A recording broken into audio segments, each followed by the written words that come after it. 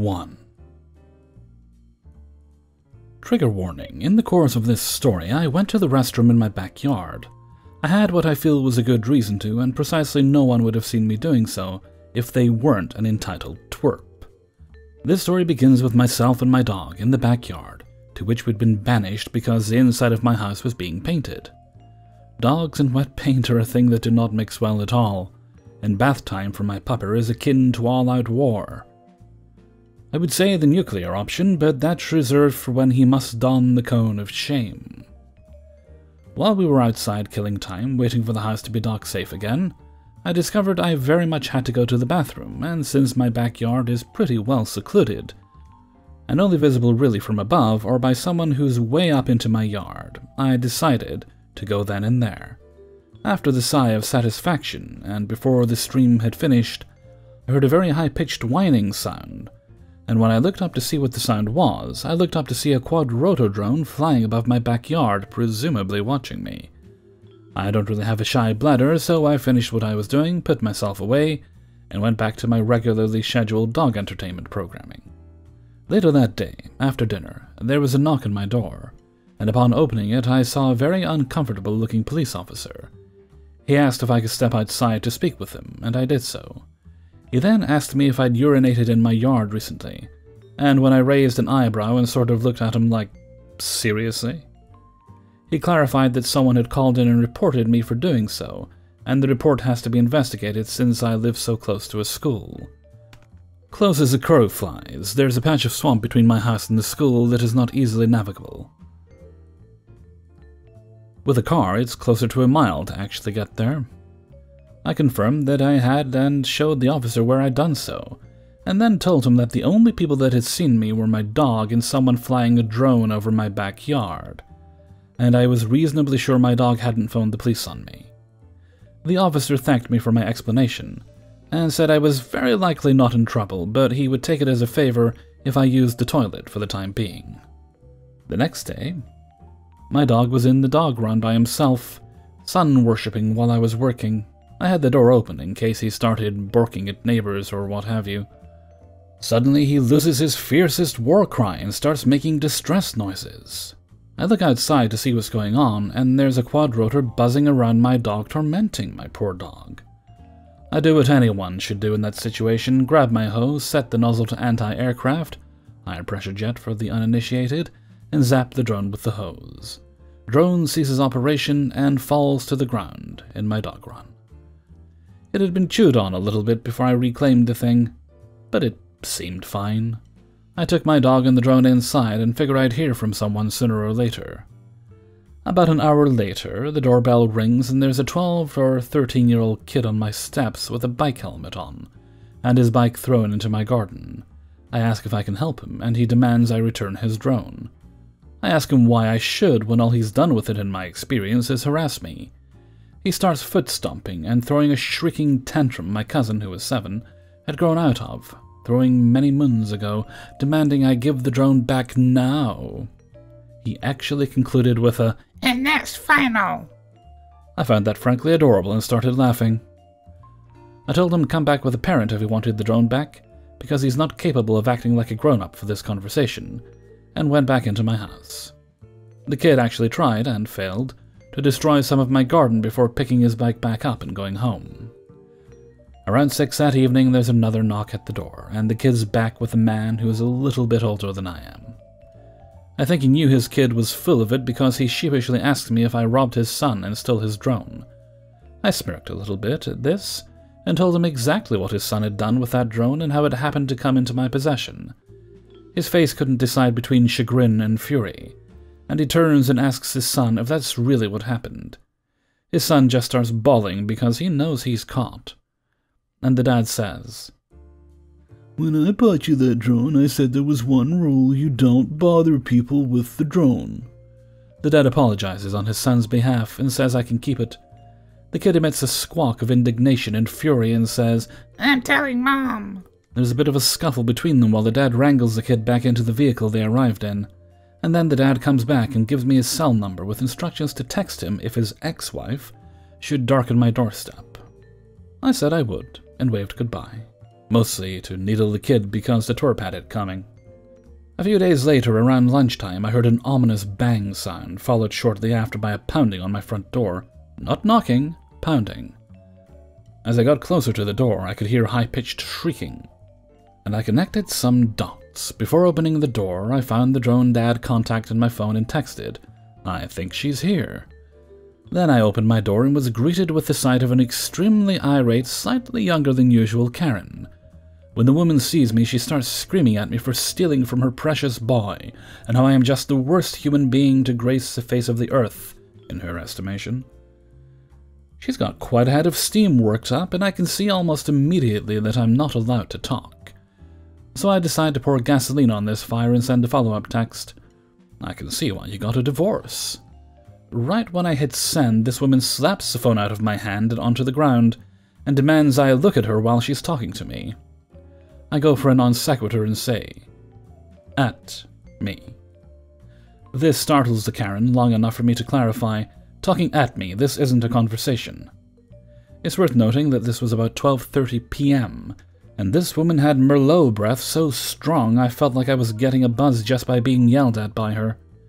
She lets out a squawk and starts to puff up like a blowfish, readying another verbal salvo, when I hold up a finger, stoop to grab my phone, then speed dial the police non-emergency line on my phone, because it's pretty obvious how this is going to go.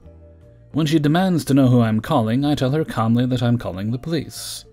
Her response was, and this is a direct quote, "Fucking good. Let's see how the pigs deal with a mosquito-decked weasel like you who steals from children." The operator actually heard that, and bless this woman's heart, she actually said, "I think I understand the nature of your call. Can you give me the address where this is happening?" I did, and the operator thanked me and said a response was on the way. While I was talking to the operator, I got a reply from the dad. "Oh God, tell me she's not drunk." Deciding I didn't need my phone slapped out of my hand again, I just sent a thumbs down reply to the text, and settled in to get yelled at incoherently until backup arrived. It wasn't all that long in coming, maybe 5 minutes total before the boys in blue showed up. It wasn't until they pulled up that I noticed this woman had missed my driveway and actually winged my mailbox pulling up onto my lawn. The police separate us, and I actually wind up talking to the cop who urged me to use the toilet like a civilized human being. I tell my side of the story, and then the officer I was talking to goes to assist the other officer, who was trying to figure out what Karen was going on about, because she's getting steadily more belligerent and violent. She winds up slapping one cop and trying to bite the other before she's restrained and bundled into the back of one of the cruisers. At this point, the dad is pulled up and looks completely aghast, but he does confirm my side of the story with the police. The officers thank me and the dad for our time and promise a tow truck is coming for the woman's vehicle, and they put their heads together and do police things. And the dad leaves to go and do whatever it was he was doing before Karen reared her ugly head. I did get the last laugh, though. While the police were filling out forms or whatever it is police do after a horror show like this, I zipped into my house and grabbed the slightly chewed-up, no longer damp drone, making sure Karen was watching as I sauntered over to my trash cans and tipped the piece of junk in and dusted my hands off before walking back inside. I had already confirmed the drone was dead from getting hosed. I was going to throw it out either way. This just made me happy. Update. Okay, folks. I was planning on posting an update someday when certain details wouldn't have the doxing potential they do now, as I'm operating under the assumption that I shouldn't be blurting things out related to an active custody case. Unhappily enough, this woman has gone where no Karen has gone before. Straight past entitlement, and right on into psychology. Folks are going to have a field day examining this woman. Hopefully someplace far, far away from me. So earlier today, I went to the dog park at the same time I usually do. I'm a creature of habit. I take a break from work at this time to go to the dog park for this long, grab lunch on my way home, and hope my dog got enough exercise for me to be in on a phone meeting without guerrilla attention-seeking warfare on the part of my dog. He's ripped the webcam off my desk before and completely derailed a meeting I was in for an entire hour while everyone had pet show and tell.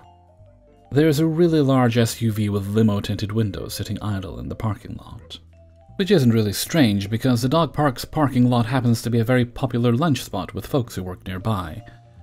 So I pitch my dog into the car, even though he can jump up, just doesn't want to. Get all the dog park accoutrements put where they should go. Poop goes on the windshield under a wiper blade. I check my mirrors, nobody's behind me, throw the car in reverse and head for home.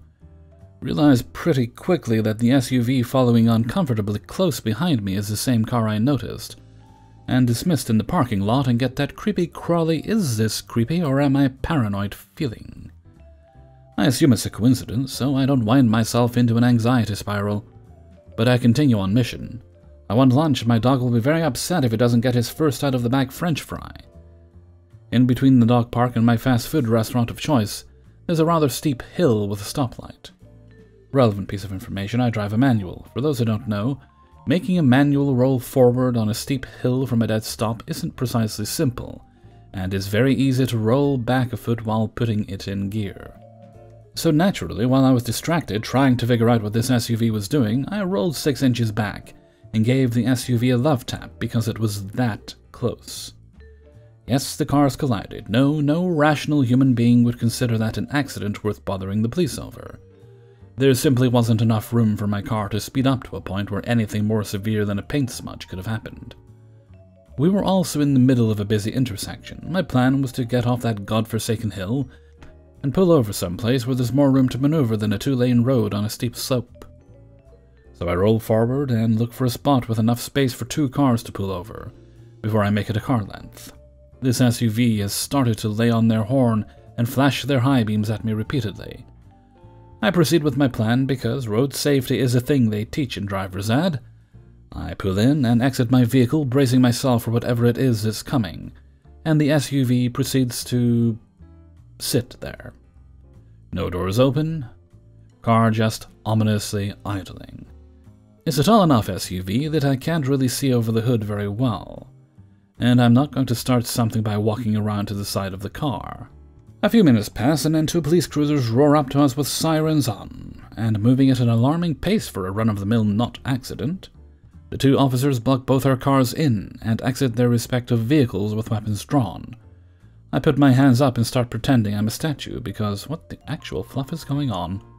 Then I recognize the policeman I've spoken with a couple times weeks ago, and he returns the favor, followed shortly after by him putting the gun back in its holster. While I'm slowly unfreezing and trying to determine if I just wet myself, he turns to the other officer and says some numbers or something, which I guess in cop speak means nobody is actually in danger here. And she puts her gun away as well. Policeman I recognize says he got a 911 call about me road raging and fleeing the scene of an accident. I said nope. I was just leaving the dog park with my dog in the car, and the SUV was much too close behind me, got a love tap. SUV started beeping and flashing like a psycho once I started driving to find a safe place to pull over, and has been there since. Officer, with all due respect, if I was going to road rage, I probably wouldn't do it while my dog's unbuckled in the back seat. Cop I know looks at other cop, she nods, and they proceed over to the SUV. I think in situations where violence was reported, they work in tandem rather than separately. I don't know.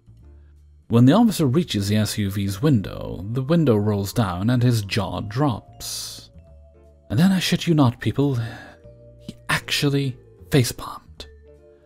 A woman starts screaming about how I rammed her car in reverse and then tried to escape. And it takes me a moment because the last time I heard this voice it was slurring pretty badly and she sounded sober now. But it's Karen, the same woman who drunk drove to my house, murdered an innocent mailbox, and yelled at me for something her ex-husband did. The officer regains his composure and asks Karen to step out of her vehicle. She says no, she doesn't have to unless she's been charged with a crime. The officer informs her that relates to search, not exiting your vehicle, and she really needs to get out of the vehicle now. Things devolve rapidly from there. In the interest of not making myself dumber by proxy, I will not attempt to relay Karen's discussion with the police, but I will mention the highlight of the conversation. Of course he put the car in reverse and hit me. Cars don't go backwards without being in reverse. If you want to go forward, you just let off the brake. The relevant portions of the discussion are, Karen actually spent money on a private detective to follow me around for 2 days. Lucky sod got the easiest job on the planet. Once she knew what my daily habits were like, I don't go out often, #quarantine life. She took it upon herself to actually follow me anytime I went out, but never so close. Why did she do this? To gather evidence that would discredit me as a witness in her upcoming custody case. A little while later, all charges against Karen have been dropped. She's been remanded to an involuntary stay at a state mental health facility. Still can't really share the truly crazy bits because doxing, but she does need some time in a nice, safe, padded room. She's not allowed to actually be in the same room as her kid for fear of his safety, which I have decidedly mixed feelings about. Responsible dad has permanent custody of the kid until Karen's been declared safe to re-enter society, or however you term someone who was once nuttier than a squirrel shit being led back into the general population. Hopefully she gets her head back on straight and leaves me the hell alone. 2. I'm the manager at a members-only pool. Generally, people who join us are pretty understanding and kind to staff. But we get a few folks who aren't particularly kind or patient because they paid to use the whole facility. Emphasis on whole. We had one such person a few days ago when we were understaffed. Usually we have 4 lifeguards and 1 front desk worker per shift. But that day, the front desk worker couldn't come in when they were scheduled. When that happens, we have to have the lifeguards rotate through the front desk. Since there is a legal requirement to how long lifeguard breaks need to be, 15 minutes every hour, we have to close the stand that watches the diving boards, and thus close off the diving boards as well, since you can't see them properly from the main stand. Rotation usually goes main stand, diving, cleaning, break, but in this case, it went main stand, front desk, cleaning, break. Now, I was already fairly distressed that day, dealing with some machinery failures, resulting in lower than required chemical levels, some shortages on vital resources for a pool, an upset sibling and coworker, a head cold, and a few large bathroom messes that took out several of my breaks. But I always try my best to be polite to our patrons, even if they aren't very nice to us. This lady and her kids had asked all of us if and when we were going to open the diving boards, to which all of the staff responded basically the same. We're short-handed, so we have to close them right now, but we're getting someone to come in so we can open them. Despite being short-handed and no one coming in to help us, we still got the diving boards open for about 2 hours near the end of the day. But was this good enough for this mom? Not according to her email, which was forwarded to me by the lady who runs our pool email. Here is the email with my explanation of events and reactions in brackets. Hi there. I hate to bother you with this issue, but I just currently brought my daughter and some of her friends swimming here. There is 1 lifeguard on duty, and both of the diving boards are currently closed, because we're understaffed, as I told her already. The girls wanted me to ask if they would open them soon. As I approached the lifeguard about this, she seemed really irritated by my question, stating that no one showed up, and that they'd try to get someone to come in. I was never rude or showed irritation to this person, though at this point her and her kids had asked multiple times about the boards. And it's true that I was trying to get someone in. We even got the boards open later, despite still being short-handed, and she filmed her kids jumping off them. There are currently 4 or 5 kids behind the front desk not doing anything. That's not possible, as there were only 4 of us in that day, and 1 was on stand at all times. At most there could have been 3, but only for very brief periods. And that is highly unlikely. Also, workers are allowed to visit on their off days and breaks in the front desk, sometimes they even help out up there. And 1 male lifeguard just came out to switch with her, and she walked off instead of there now being 2 lifeguards on duty, because they had to relieve the person up front and work the front desk. I've kept it to myself about some things that have happened involving the lifeguards here before, as they play games behind the desk or in the open room we can walk past. Because they're on break, off duty. Do you work while you're on break? I don't think so. But this is unacceptable to me. This lady has probably never been a lifeguard in her life. What does she know? The whole deep end of the pool is closed as a few kids wearing lifeguard uniforms do nothing. We have other duties we attend to, and a legal amount of break time. I personally had to deal with several large messes that took up my break time. Also, I'm battling a cold, so I need to sit every now and then. I paid for a bunch of the girls to get in and swim with my daughter and her friends. They also have no record of me ever having purchased guest swims, which I did. So I've been paying even before today. Can you please address this? Later found out she didn't actually buy a guest pass, but did have some money from overpaying her membership dues that had been credited towards guest fees. But we didn't have a record of that on hand at the time, or she had used it up already. It's really upsetting to see them all sitting around at the expense of all the kids here. We were not sitting around, we have other work to do. The place is filling up as we speak. It wasn't that busy. There were less than 25 people in the pool at all times. If it had gone over that, we would have had 2 guards on stand for legal reasons. I took pictures and video if you need them. Yikes. Most of the staff are minors, and you do not have permission to photograph them. Also sounds like she's been doing that for a while. That's a real problem. Thanks. 3. Buckle up, because I have a story for you. So this was a few years ago when I used to live in a cul-de-sac. I also lived in a house that was a 2-story. I had 2 loud and wild brothers, so my house was loud and hearing stuff outside was next to impossible. My neighbors were genuinely good people, save for the parents who couldn't even care to raise their kid, an entitled mom. My neighbors on the left of my house had a kid that was 9 or 10 years old at the time. Let's call him Ethan. But I was also like 14 at the time as well, and me and my brothers would play outside with him. Our road wasn't really that busy, except for cars coming to turn around. Ethan was left home alone sometimes, but he was a good kid and his parents would leave him with entitled mom to watch over. She never actually did. He would always stay inside his house or play outside in the cul-de-sac. I knew Ethan and his parents pretty well because there would be times when Ethan would invite me and my brothers over to play with his Legos and video games. His parents were fine with it as long as we cleaned up after ourselves, etc. A decent human being, I made sure we did. Me and Ethan were pretty close anyway. My dad was also training for an EMT in his area of the plant he works at, and he had passed. He has been professionally trained, so should someone's life be in danger, he could step in. He was trained by professional EMTs. He has been on what they call a ride-on. The last part of the training is to have hands-on experience by riding with EMTs, so has been certified that in situations like someone getting severely hurt, the other co-workers at the plant would call him up. He has been officially certified as an EMT. I guess for a better explanation, he's a qualified EMT. Ethan had gotten an electric scooter for Christmas that was very expensive. My brothers were too young and reckless, so I told them they couldn't ride it so they wouldn't get hurt or break the scooter. My brothers had gotten a lot of toys, and their room was very cluttered. Skip to a couple weeks after Christmas. Ethan was out on his scooter. His parents weren't home, so EM was put in responsibility of Ethan.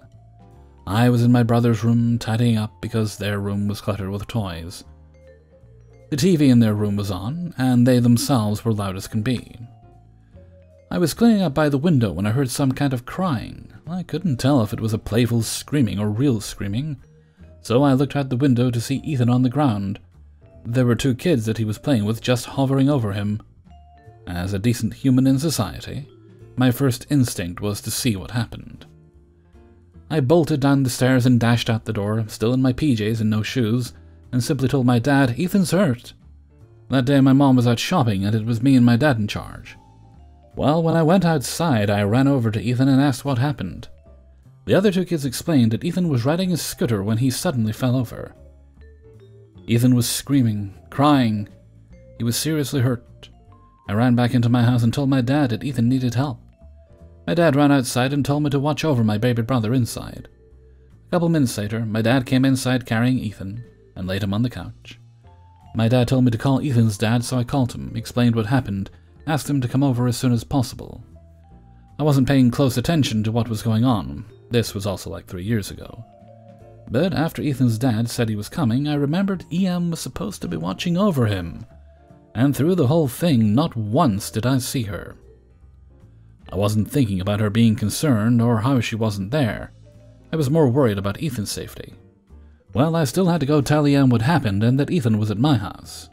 I walked outside and was halfway to her house when I saw her walk out. Great. Maybe she heard what was going on and was coming for Ethan. No, she went to go get her mail. I was able to catch EM at her mailbox when I told her what happened, and this was our conversation. "Ms. Ethan fell and seriously hurt himself. I just went, Okay, and? I just wanted to tell you that Ethan is over at my house. My dad is taking care of him. I already called Ethan's dad, and he said he was coming. My dad... She gives me this "are you dumb" look, like she didn't just brush off the fact that Ethan could have possibly broken a bone. Well, are any of you doctors?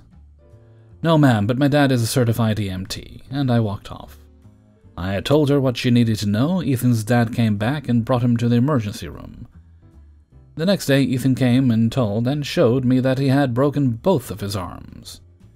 EM was no longer going to be responsible for watching Ethan. 4. So the house next door was turned into a daycare in the beginning of August, and I've never had any problems with them until a few days ago. In my country, the layout of the houses is completely different, and we have walls around our houses. I don't know if this is relevant, but okay.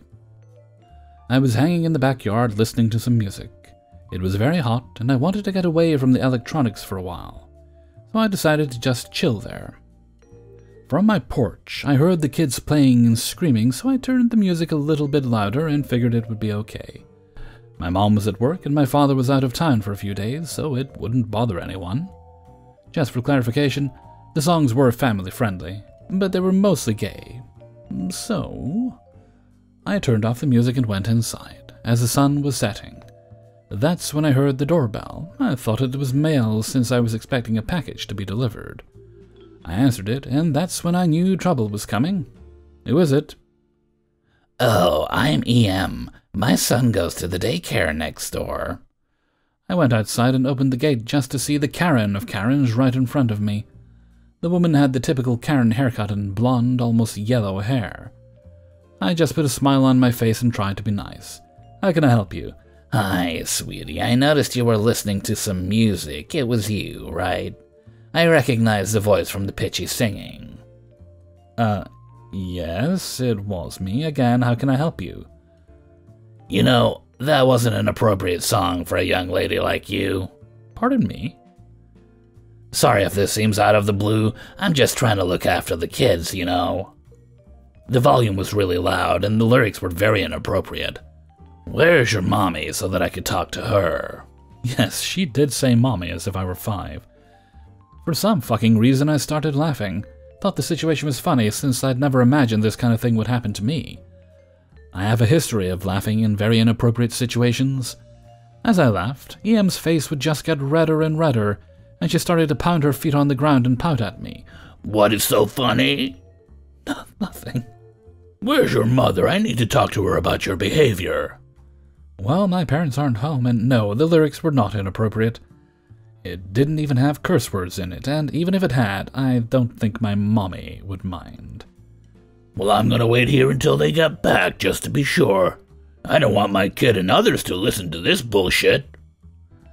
You'll wait here until my mother gets home. Why? I will if I have to. I just closed the gate on her face and went back inside. She started screaming, but I can't remember what she was saying. After a few minutes, I heard the doorbell again, but this time it wasn't her, it was the police. She called the cops on me, and claimed that I was mentally harming kids with my loud, inappropriate music. I explained everything to the officer, and he asked me if he could hear the song.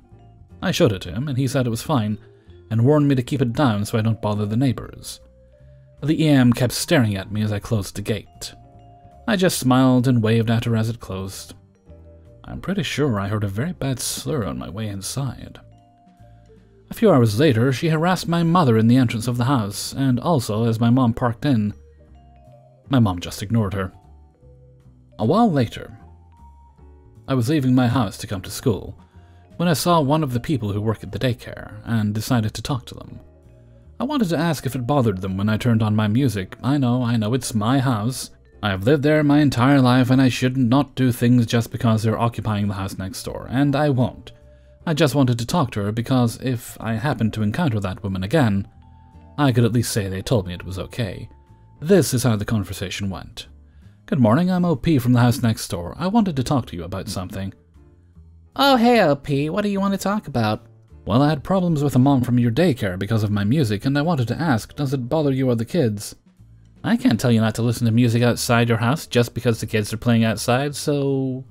Okay, thank you. Have a great day. I was leaving, but they called for me. Wait, I wasn't finished. I can't tell you not to do what you want in your own house, but I am allowed to ask you. Oh, Pete, I don't want to have any trouble with you or your family, but it seems like lately you've been kind of loud. We can always hear you, and that makes the kids a little fussy, so please, if you would be so kind and turn it down a bit, it would be great. I was furious. Keep it down? Being kind of loud? What about their kids? Can't you tell them to turn it down? I had the perfect answer for her, but I was late for school, so I just said goodbye and left. My family and I have never had problems with the people that lived in that house before they moved their daycare to that place. And they were loud. I won't stop doing what I want in my house because a few people don't want me to. If they can complain about my noise, I can complain about theirs. I feel that I was asking for it when I came to talk to her, so this is totally on me. I could just let it go and forget the whole story, and that's what I'll do from now on. Forget it. 5. I live in Sweden, and before I changed my career to IT, I took a tour around Restaurant Town as a waiter at a restaurant. During summers, my city gets a lot of tourists, mostly Germans, Norwegians, and Danes, but Brits and Americans aren't unheard of. This day, I was waiting this American family of 3, the mother, father, and son, who was around 9, 10. I immediately thought that this was going to be a doozy because the mother immediately referred to me in English, and neither asked, "Do you speak English?" in either English or Swedish. With that said, a lot of us do speak English. I think the number sits at around 94 to 95%, but it's still polite to ask as there are a few who don't. They ordered their drinks and food, and I made my way back to the kitchen to give them the order. On the way back, I brought them their utensils. We also have these paper sheets with riddles, labyrinths, and some basic math questions with fruits and vegetables, and animals to color for the children who visit us, together with some crayons. The riddles and wordplays are obviously in Swedish, but foreign kids can still enjoy the labyrinth and coloring the animals. I gave the kid the sheet and explained that while he won't understand the riddles, he can still have fun with the rest, and he seemed happy to have something to do. I then left to wait other tables. This is where the fun, or should I say entitlement, begins. The mother calls me to their table, and I go there and ask what's wrong. How can I help you? Excuse me? This sheet is in Swedish and my son can't understand. We want one in English. I'm sorry, but these are the only ones we have. But if you want, I can translate the riddles for your son and help him solve it. No, I want my son to improve his reading, and this must be in English. Why are they in Swedish? We don't understand that. I'm sorry, but as we are in Sweden, most if not all material is aimed first and foremost towards a Swedish audience. Your son can still enjoy more than half of the activities as they are self-explanatory. This is discrimination. Not everybody speaks your heathen language. I want another waiter. I wave towards my colleague, who is more seasoned and experienced. Hi, how can I help? This person refuses to give my son this paper in English. He doesn't understand what's written.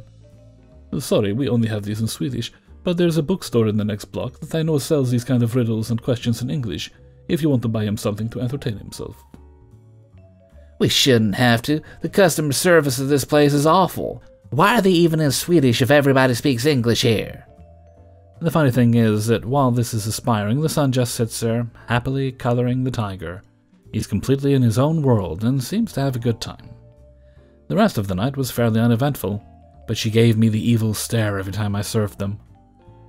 She didn't give a tip either, which is no big deal as we don't really have a tipping culture here, but it was still funny as she'd probably freak out about that if she was a waitress. The son managed to finish about 85% of the stuff on the paper, only leaving out the parts he couldn't understand. So I would say that he was satisfied. Hey everybody, Hellfreezer here, and thank you very much for listening to the Impractical Proudness of Parents. I Pop, episode 71. And thank you very much to everybody who allowed me to use their stories in this video. And I have a little shout out to do. Let's see, the shout out goes to the author of story number 1. And if Reddit ever loads up, I'll tell you who it was. Ah, there we go. That is Ulfer, or Yulfer. Reddit user ULFR, and thank you very much for allowing us to use your story. That was the rather interesting story with the drone and the lady who, well, I don't know if involuntary commitment's actually going to help her, but let's hope it does. Or at the very least, that being with his dad, who seemed like an okay fella, is a better influence on him than being with his mother. Alright, and I think we're going to wrap things up there for now. No birthday shoutouts today. A few near the end of the month. A few in October, and I've already got one for April next year.